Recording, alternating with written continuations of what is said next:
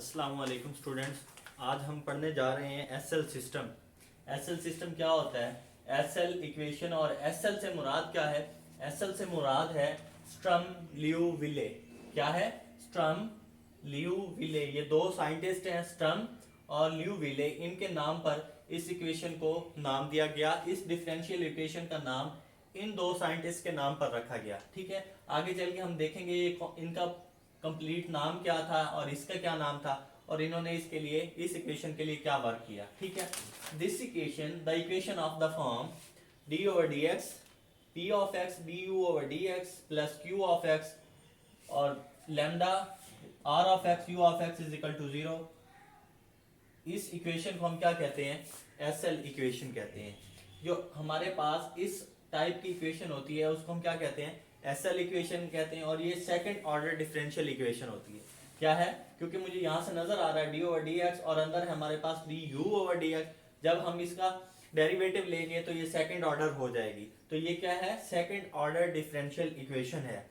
यहाँ पर जितने भी ये पी ऑफ एक्स है या क्यू ऑफ एक्स है और यहाँ पे आर ऑफ एक्स है, ये क्या है? रियल फंक्शंस हैं। क्या है? रियल फंक्शंस हैं। एंड द सोल्यूशन ऑफ, और इस इक्वेशन का सोल्यूशन, इस इक्वेशन का सोल्यूशन जो है वो आइगन सोल्यूशन कहलाता है। ठीक है, जब हम इस इक्वेशन को सॉल्व करेंगे और इसका हम सोल्यूशन फाइंड करेंगे तो जो हमारा सोल्यूशन होगा उसको हम क्या कहते हैं? आइगन सोल्यूशन कहते हैं। और उसकी जो उसकी करस्पॉन्डिंग वैल्यू होगी उसको हम क्या कहेंगे? आइगन वैल्यू कहेंगे।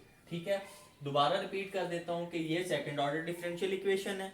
इसको हम क्या कहते हैं? SL equation, Sturm Liouville equation. ठीक है, इसका जो सोल्यूशन होता है उसको हम कहते हैं eigen solution.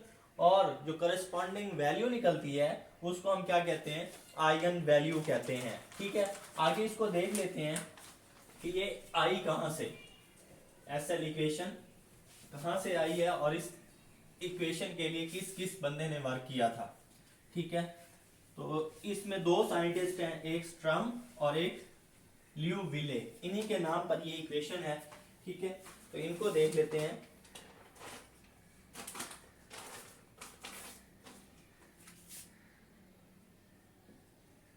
This SL equation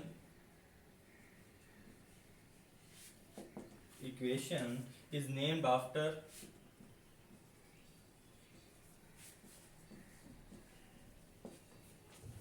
the German mathematician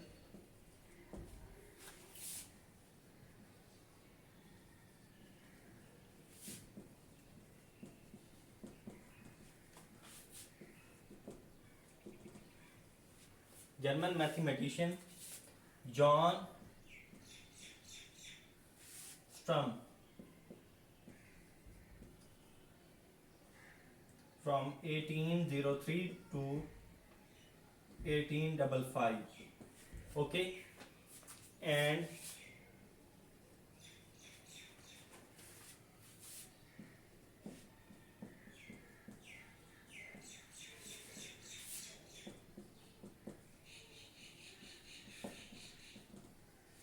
French mathematician Joseph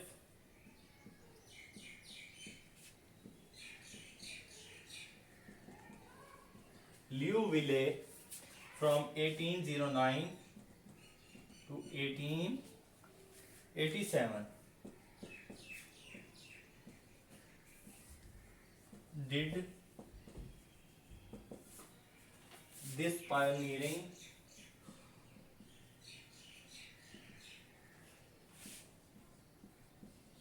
work on this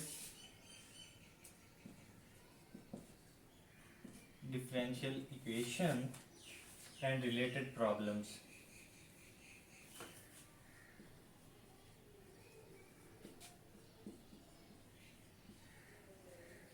okay, ये दो मैथमेटिशियन थे हमारे पास। नंबर वन क्या है? नंबर वन है हमारे पास जॉन स्ट्रम फ्रॉम 1803 टू 1855। और दूसरा जो फ्रेंच मैथमेटिशियन था इसका क्या नाम था? Joseph Liouville from 1809 to 1887। इन दोनों ने इस डिफरेंशियल इक्वेशन पर वर्क किया था और इससे रिलेटेड जितनी भी प्रॉब्लम्स हैं जैसे आगे हम इसको डिस्कस करेंगे, जैसे हमारे पास कोई एक डिफरेंशियल इक्वेशन है, उसका सोल्यूशन है, यानी कि एसएल इक्वेशन है, उसको हम सॉल्व करेंगे और उसके आइगन फंक्शंस और आइगन वैल्यूज फाइंड करेंगे। तो इस तरह से रिलेटेड जितने भी प्रॉब्लम्स थे उनके लिए जिन्होंने वर्क किया, उनमें से एक का नाम था जॉन स्ट्रम और दूसरे का नाम क्या था, जोसेफ लियोविले। इसी वजह से स्ट्रम लियोविले इस इक्वेशन को कहा जाता है, ठीक है, या इस सिस्टम को क्या कहा जाता है, स्ट्रम लियोविले सिस्टम। ओके, और शॉर्ट फॉर्म में हम इसको क्या देते हैं, SL system. Okay, if we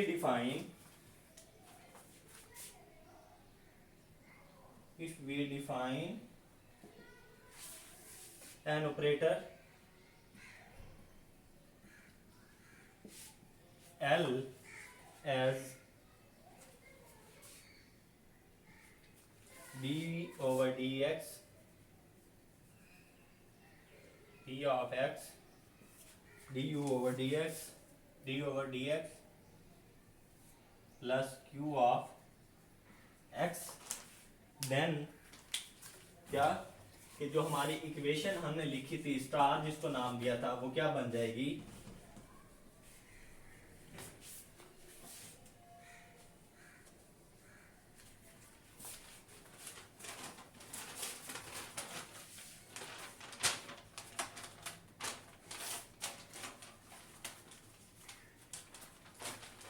then SL equation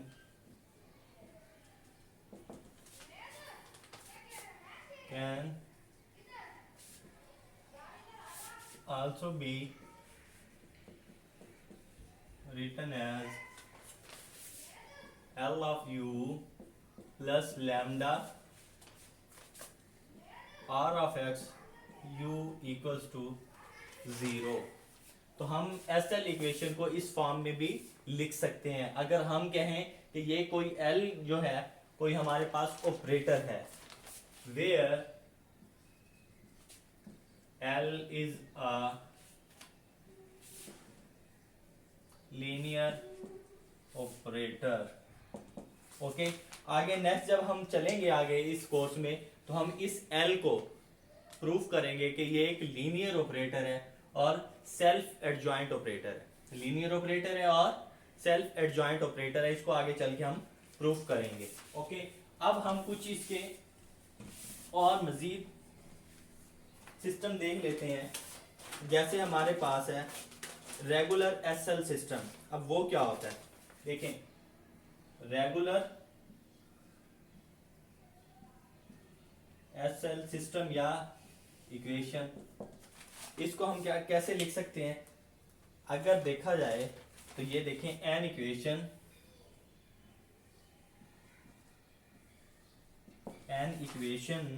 is said to B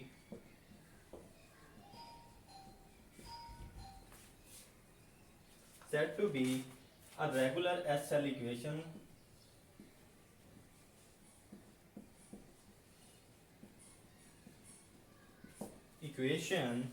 if p of x and r of x do not vanish in AB। कहने का मतलब ये है कि ये जो है हमारे पास p of x और q of x, SL equation जो हमने पढ़ी अभी अभी, उसमें हमारे पास p of x भी था और q of x भी था। ये दोनों वैल्यूज p of x और r of x, p of x और r of x वैनिश नहीं होने चाहिए, यानी कि इक्वल टू 0 नहीं होने चाहिए। अगर ऐसा हो जाता है कि ये वैनिश नहीं होते, ये 0 नहीं होने चाहिए, यानी कि p of x not equal to 0 और r of x भी नॉट इक्वल टू 0 होना चाहिए, वैनिश नहीं होने चाहिए। तो ऐसे सिस्टम को हम क्या कहते हैं, रेगुलर एसएल सिस्टम कहते हैं। क्या कहते हैं, रेगुलर एसएल सिस्टम। आगे चल के हम इसकी एक एग्जांपल भी करेंगे। तो इसके बाद आता है पीरियोडिक।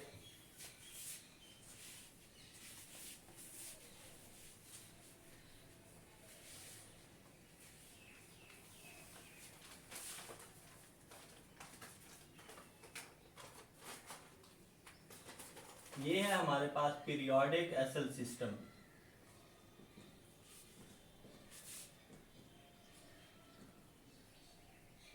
या पीरियोडिक एसएल इक्वेशन। ठीक है, तो हम इसको लिख सकते हैं if an equation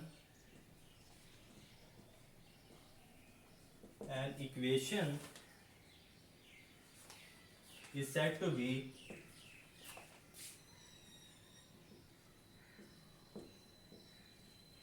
periodic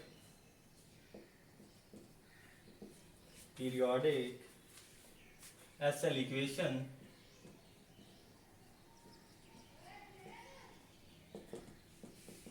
if E of x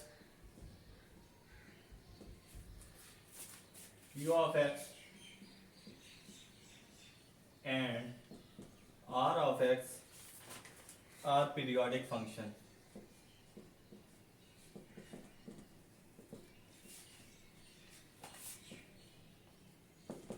Okay, periodic function and of period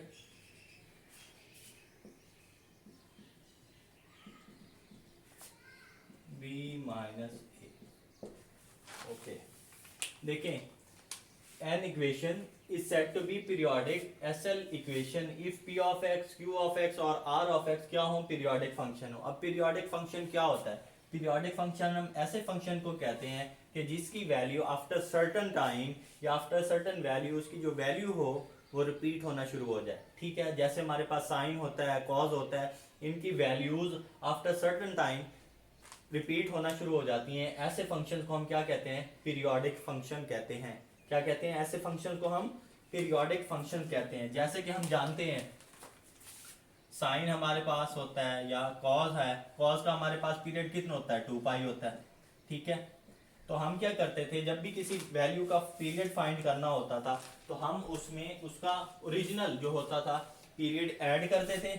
add करने के बाद उसको हम उसका जो आपके पास x होता था उसको हम सिंप्लीफाई करके मजीद उसका जो हम पीरियड फाइंड करना होता था वो कर लेते थे। जैसा कि हमने एफएससी में पढ़ रखा है कि आपके पास अगर कोई इक्वेशन है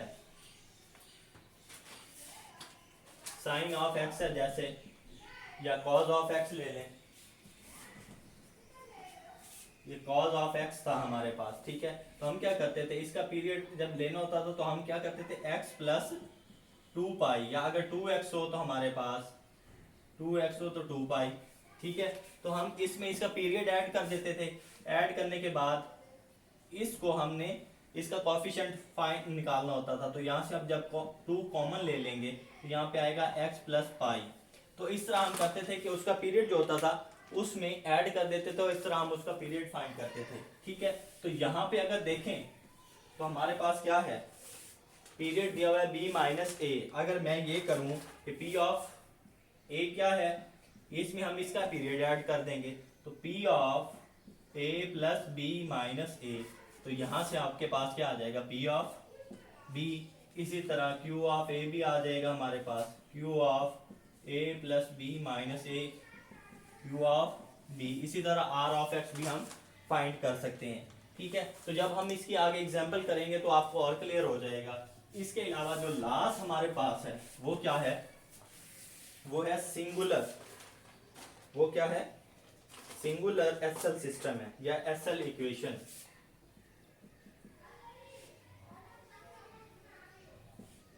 एसएल इक्वेशन कह लें या सिस्टम कह लें। Okay, singular SL equation. Okay, तो ये क्या है, an equation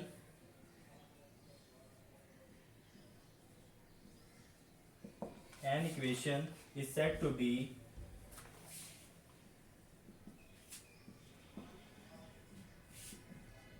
singular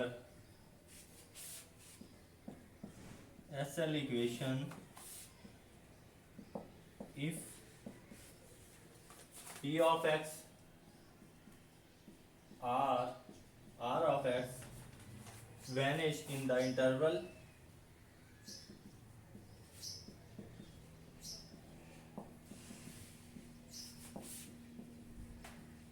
a by b अगर हमें कोई इंटरवल दिया हुआ है जैसे ए बी है, इसमें पी ऑफ एक्स या आर ऑफ एक्स जीरो हो जाते हैं, इनकी वैल्यू क्या हो जाती है, जीरो हो जाती है, तो ऐसे सिस्टम को हम क्या कहते हैं, सिंगुलर एसएल सिस्टम या सिंगुलर एसएल इक्वेशन कहते हैं। ओके, हमने क्या पढ़ा, पहले हमने पढ़ा स्टर्म लिउविले इक्वेशन क्या होती है। ओके, उसके बाद हमने रेगुलर एसएल सिस्टम पढ़ा, फिर हमने पीरियोडिक एसएल सिस्टम पढ़ा, लास्ट में हमने पढ़ा सिंगुलर एसएल सिस्टम।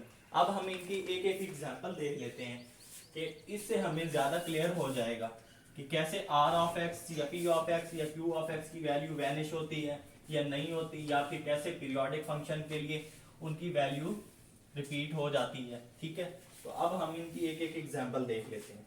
तो सबसे पहले है हमारे पास एक एग्जांपल,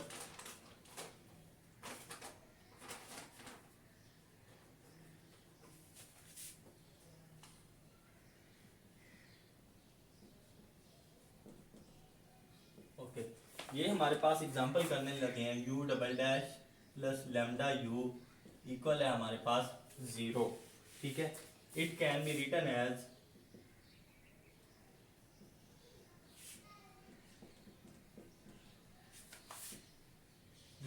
कैसे लिखेंगे आप, d over D X 1 du over D x plus 0 u of x plus lambda into 1 into u of x is equal to 0। इसको अगर हम जनरल फॉर्म से, जो हमारी एस एल की जनरल इक्वेशन है, उससे हम अगर इसको देखें, यहाँ पे था p of x d you over D x था plus q of x u of x plus lambda r of x u of x is equal to 0। इसके साथ अगर हम इसको कंपेयर करें, इन दोनों इक्वेशंस को कंपेयर करें, तो यहाँ से हमारे पास क्या होगा, p ऑफ x क्या हो जाएगा 1, q ऑफ x भी हमारे पास 0 और r ऑफ x क्या है, ये भी 1 हो गया। ठीक है, तो ये कांस्टेंट वैल्यू आ गई है, इधर भी एक कांस्टेंट वैल्यू आ गई है। ओके, तो यहाँ पे अगर मैं कोई हमें इंटरवल हो, लेट्स सपोज हमारे पास ये है -1 से 1 है। ठीक है, तो अगर यहाँ पे हम p ऑफ -1 पुट करें, हमारे पास आंसर क्या है 1 है, और अगर 1 पुट करें, p ऑफ 1 पुट करें तब भी 1 है। तो 1 इस वैल्यू पर, -1 और 1 पर हमारा जो आंसर है वो क्या है, इक्वल है, इसकी वैल्यू रिपीट हो रही है। ठीक हो गया, तो ये क्या है, वैनिश नहीं हो रहे, 0 नहीं हो रहे। इसी तरह r ऑफ x, जब r ऑफ -1 पुट करेंगे तो 1 रहेगा, r ऑफ 1 पुट करेंगे तब भी 1 रहेगा। तो जब आप इनकी वैल्यूज पुट करेंगे, यानी कि अगर ये हमें इंटरवल गिवन है, इसमें ना तो p ऑफ x 0 हो रहा है, ना ही r ऑफ x 0 हो रहा है, तो ऐसे फंक्शन को या ऐसे सिस्टम को हम क्या कहते हैं, रेगुलर एसएल सिस्टम कहते हैं, और ये हम पढ़ चुके हैं। ओके, तो ये एग्जांपल हो गई रेगुलर एसएल सिस्टम की। अब चलते हैं हम पीरियोडिक एसएल सिस्टम की तरफ। ठीक है,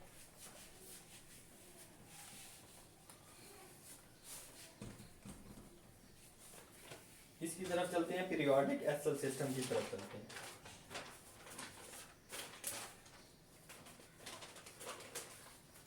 ये है हमारे पास मैथ्यू इक्वेशन कहते हैं इसको,